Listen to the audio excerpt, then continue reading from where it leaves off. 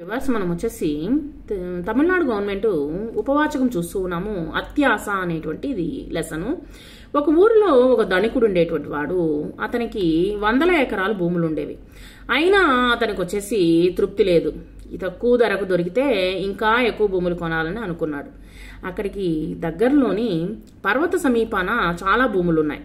అవి కోయరాజుకు చెందినవని తెలుసుకున్నాడు అనమాట. ఆ ధనికుడు ఏం చేశాడంటే పట్టణంలో దొరికేటువంటి చిత్రమైనటువంటి వస్తువులను తినుబండారాలను తీసుకుని కోయరాజు దగ్గరికి వెళ్ళాడు.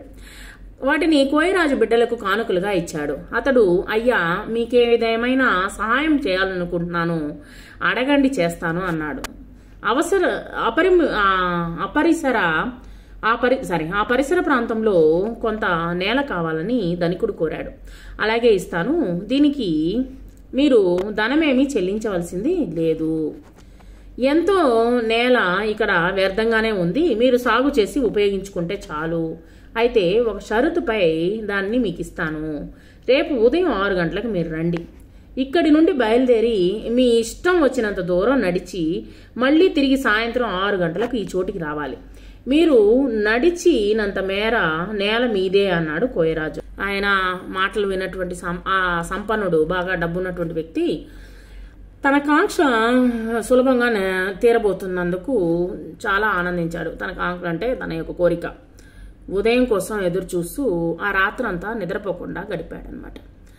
అనుకున్న సమయం రానే వచ్చింది. తన నడక ప్రారంభించాడు. నడిచి వెళితే కొంత స్థలం మాత్రమే వస్తుందని, పరిగెత్తితే ఎక్కువ చోటు ఆక్రమించుకోవచ్చు అనేటువంటి ఆశతో పరిగెత్తడం మొదలుపెట్టాడు. దారిలో ఒక చిన్న కాలవ అడ్డం వచ్చింది. దిగి వెళితే ఆలస్యం అవుతుందని ఒక దూకు దూకాడు. జారి పడ్డాడు. కాలికి దెబ్బ తగిలింది. మరలా కుంటుతూ రొప్పుతూ చెమటలు కార్చుకుంటూ పరిగెత్తడం ప్రారంభించాడు.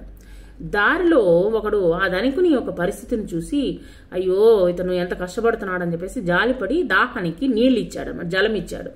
నీళ్ళు ఇస్తే ఆ నీళ్లు తాగే సమయానికి కొంత దూరం పరిగెత్తితే ఇంకా ఎక్కువ నేల దొరుకుతుందన్నటువంటి దురాశతో వాడిచ్చినటువంటి నీళ్లని నిరాకరించి పరిగెత్తసాగాడు. నాకు వద్దు, నీళ్ళొద్దు, నేను ఇంకా ఎక్కువ స్థలం తీసుకోవాలని చెప్పేసి పరిగెత్తాడనమాట.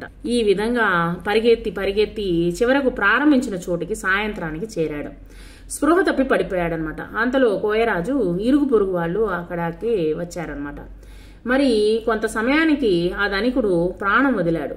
ఇక చేసేదేమీ లేక కోయరాజు అతని శరీరము ఎంత పొడుగు ఉందో అంతే గోతిని తవ్వి అతన్ని పాతిపెట్టాడనమాట. ధనికుడు అత్యాశ వల్ల చివరకు ప్రాణాన్ని పోగొట్టుకున్నాడు.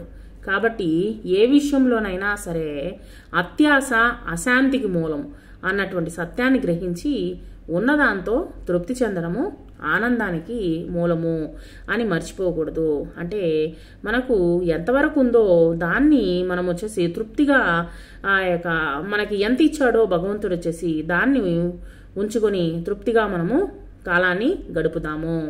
సో ఆ యొక్క అత్యాశకు పోయి ఎటువంటి ధనికుడు తను కూడా అనుభవించకుండా తన ప్రాణాన్ని పోగొట్టుకున్నాడు. ఇలాంటి పనులు చేయొద్దు అనేటువంటిది ఈ యొక్క కథ ద్వారా మనకు అర్థమవుతుంది. Thank you very much.